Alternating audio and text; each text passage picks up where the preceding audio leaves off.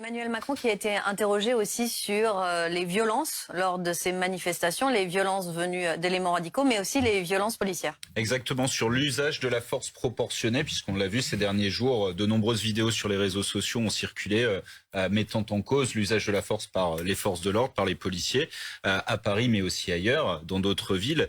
Et il a d'abord expliqué qu'il avait fait un rappel déontologique en demandant aux policiers de faire leur métier, précisant que c'était très délicat vu le contexte actuel.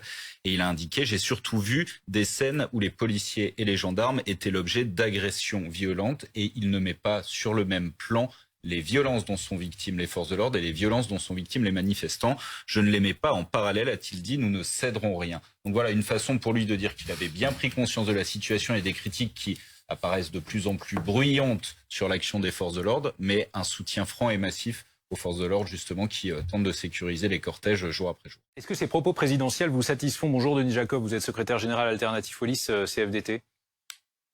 Bonjour. Me satisfont sur l'analyse concernant mes collègues. Oui, sur le reste un peu moins. Moi, je rejoins la position de mon secrétaire général Laurent Berger. Oui, parce que depuis le mois de janvier, à l'occasion de ces manifestations, les policiers sont présents depuis le début à assurer la sécurité des manifestants, dont je fais partie, puisque je suis policier, mais je suis aussi secrétaire général d'Alternative Police, et j'ai participé à toutes ces manifestations. Il n'y a pas eu de souci particulier, et le maintien de l'ordre s'est très bien passé. Il a fallu malheureusement l'annonce du 49.3 pour que l'on voit dégénérer certains individus. Je ne suis pas sûr qu'ils soient eux-mêmes manifestants, des voyous destructeurs, des voyous casseurs, et qui ne sont là que pour s'en prendre aux forces de sécurité. Alors, il y a effectivement des faits qui font l'objet d'enquêtes internes, et il appartiendra à l'IGPN et à la justice de déterminer les responsabilités si les policiers ont fauté. Mais je rappellerai quand même qu'il y a eu 441 policiers et gendarmes blessés hier partout en France, et je pense notamment à mon collègue CRS de Marseille, qui a été gravement blessé et qui, a priori, ne pourra plus remarcher comme avant.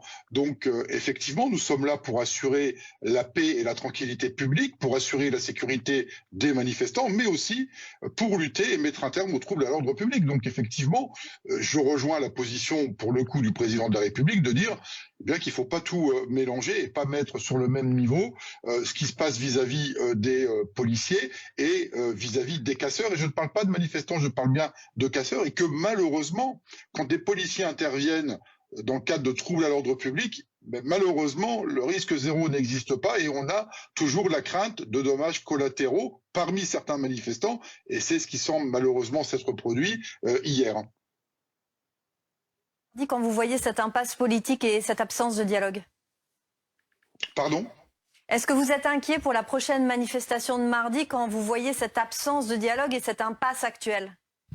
Mais bien sûr, Laurent Berger a été très clair, et on le fait et on le dit depuis le mois de janvier. On est inquiet au fait que le président de la République, le gouvernement n'entende pas les propositions qui sont faites, n'entende pas les demandes qui sont portées.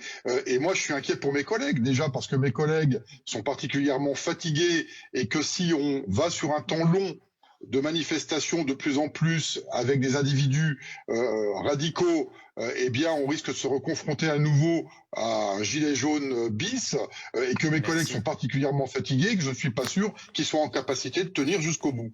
Merci d'avoir été en direct avec nous dans quelques instants, bien évidemment.